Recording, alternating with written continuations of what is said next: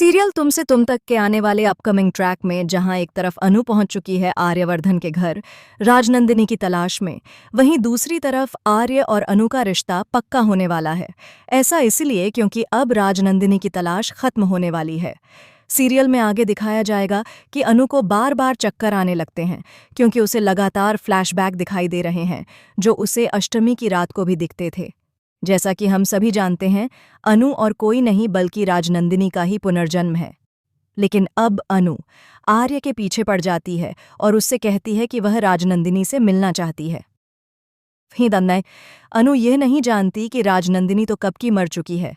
आर्य अनु को यह सच बताने ही वाला होता है, तभी अनु की नज़र उस गली पर पड़ जाती है जहां वह सीक्रेट रूम मौजूद है।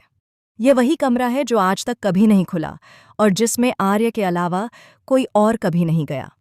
उस कमरे की तरफ अनु की नज़र पड़ती है और वह उसी रास्ते से एक खूबसूरत औरत को जाते हुए देखती है। वह औरत उसे इशारा करती है उस कमरे की तरफ। दरअसल यह इशारा राजनंदिनी की आत्मा कर रही होती है। जैसे ही अनु उसके पीछे पीछे जाती है और गेट खोलने की कोशिश करती है, वैसे ही वह एक बार फिर बेहोश हो जाती है। तभी पीछे से आर्यवर्धन आता है, अनु को बचाता है और उसे गोद में उठाकर उसी कमरे के अंदर ले जाता है जहां अनु की मुलाकात होती है राजनंदिनी से। अब राजनंदिनी और अनु आमने सामने होंगी क्योंकि अब अनु ही राजनंदिनी है।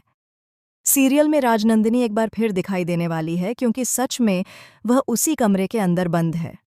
राजनंदिनी अनु को साक्षात दिखाई देगी। हालांकि यह सब एक इल्यूजन होगा। सीरियल में आने वाला है एक बड़ा ट्विस्ट। माता रानी की चौकी के बाद अनु अपने घर पहुंचेगी जहां उसकी मुलाकात होगी सिद्धि माता से। सिद्धि माता के पास एक पानी का पात्र होगा।